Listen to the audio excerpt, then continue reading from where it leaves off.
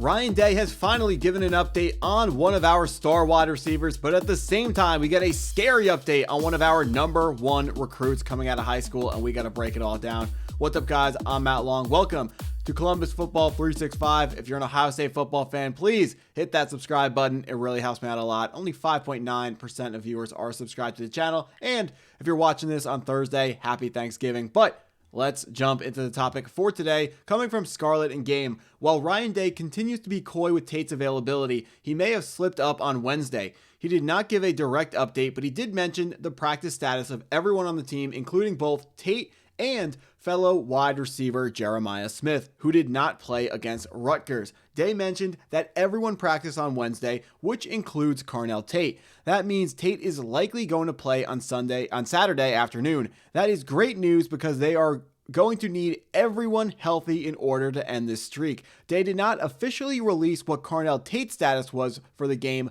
but at this point it would be shocking if he were not out on the field. Smith already confirmed that he will be out there. Having both receivers out there will make Ohio State's passing attack much more potent than it was a week ago. The team up north should not have an answer for either Smith or Tate when both of them are out there. Now, Carnell Tate may be our wide receiver too, but Carnell Tate is an absolute superstar who would be 99.9% of college football teams' wide receiver ones. He missed the last 3 games with an injury, although it is being speculated that he was held out versus Rutgers due to make sure he is healthy for a playoff push, a playoff run, whatever you want to call it, the next couple days. Rutgers is not a team that we need to be at full strength for the way that we are going to need to be at full strength for this weekend versus the team up north and going forwards in a potential Big Ten championship matchup versus the Indiana Hoosiers and versus whoever we're going to be playing against in the playoffs. In the event that we don't have a first round bye, we want to make sure we are holding our guys out when you can and just make sure that they're fully healthy when we really need them. Now, Carnell Tate makes a huge difference because he's able to take heat off of Jeremiah Smith, or in a more likely scenario, he is a receiver who would be getting doubled on every other team in the Big Ten.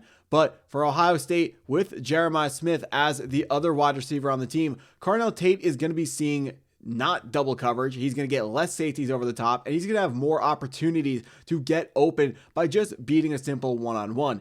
When teams are facing Ohio State, you got to pick your poison. We are good at absolutely everything, and Jeremiah Smith is just a guy that you can't ever leave single covered.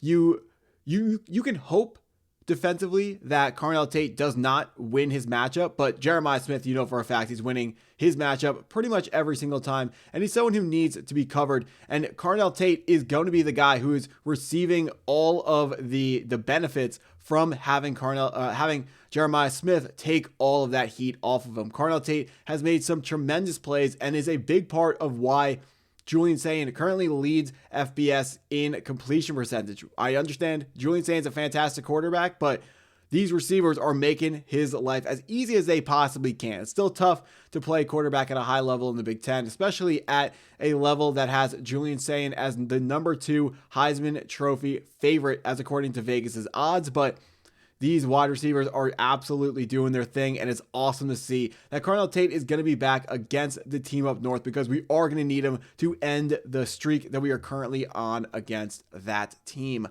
Right now, if we were looking at the odds, Ohio State is a 9.5 favorite versus Michigan. This is a little bit down from a couple days ago. On Monday, the line was Ohio State -10. It is now shifted to Ohio State -9.5, meaning that money is coming in on the team up north. If people want to give away their money, that's on them. The problem is, we're going to see how this matchup works out. Ton of hate, that last season, it just sucks because last season I told all my friends that are fans of this team, like, Ohio State is the best team that money can buy, got the best guy out of the transfer portal, the best guy out of recruitment. A tremendous team. We got Will Howard. He's a great quarterback as well. And somehow the team up north still weaseled out a win in that game. That was disappointing. And it gives me cause to pause this time when I say Ohio State's going to win because this team is the best team in the country. We are so much better than the team up north is on paper. But I struggle to say any of that stuff because that's the exact same things that I said last year. and via miracle, Michigan pulled that off. I mean, there is definitely some sort of, I mean, of course, in any rivalry game, when the stakes are higher, both teams are going to be playing as hard as they absolutely can.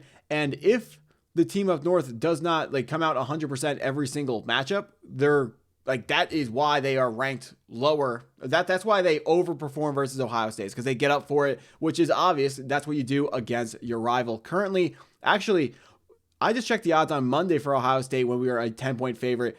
The line opened, according to ESPN here, the line opened as Ohio State as a 11.5 favorite, which means there are 2 full points being shifted in the direction of our opponent, which means that a lot of money is actually coming in to fade the Ohio State Buckeyes. And I understand it. That doesn't mean money line. That just means people really like the spread of the team of North plus, 10 points plus double-digit points. It makes sense. I mean, they are a good team. They're not, Bryce Underwood still has development to go, but they are still a very solid team, ranked in the top 15.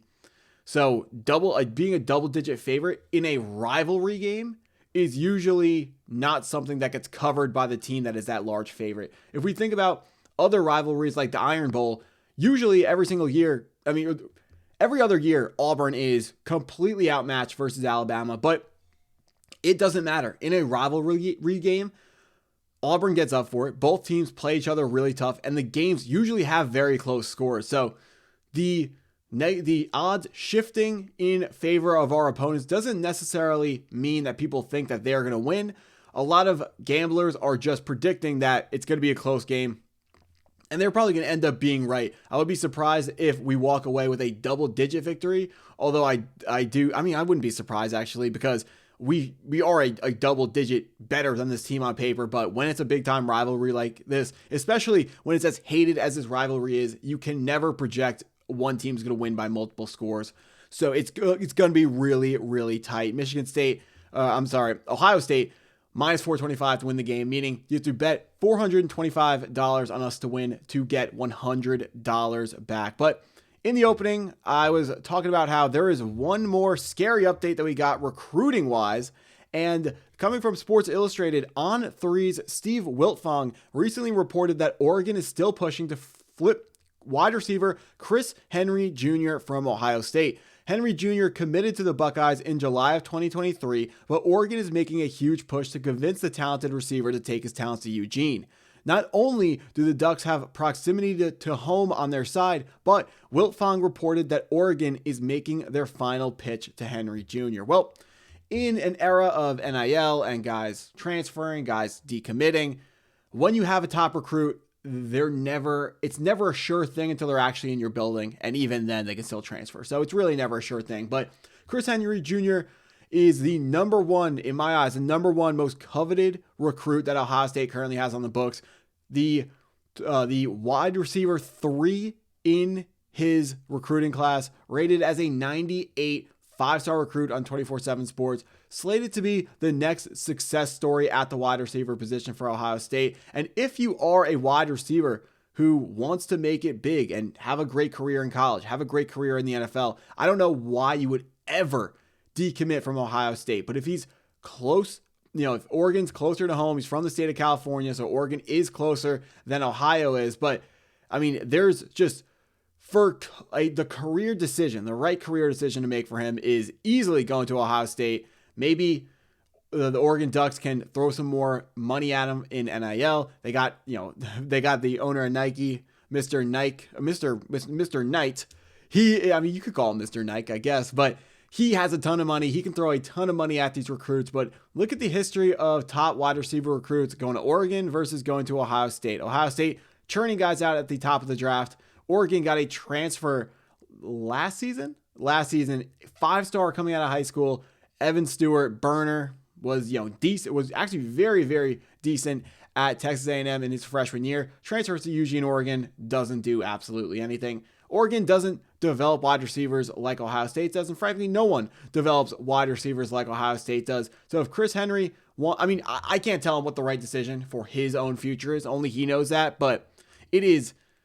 Oregon just does not have the pros. I mean, you talk about pros and cons of every single move they are making, especially when it's a big time life decision like this. But Chris Henry, there is no reason to decommit from Ohio State. If you want to be in the best possible situation for your college career and your NFL career, Ohio State ranked above Oregon pretty regularly. We weren't ranked above them last season. We've settled that in the Rose Bowl by blowing out the Ducks. I mean, there's no reason to decommit from Ohio State. That's pretty much the main point. Getting a little scary. Forgot it off the top of my head right now, but there's another school that is also trying to get Chris Henry Jr. to flip his recruitment from Ohio State, which makes no sense. But there are, it's getting kind of a lot of push on Twitter right now. So it's something that I, definitely have to cover because this is one of our top recruits. But if you stuck around this long in the video, I appreciate you taking the time to watch all the way through. Please hit that like button if you haven't already. Hit the subscribe button if you're new to the channel, and go Buckeyes.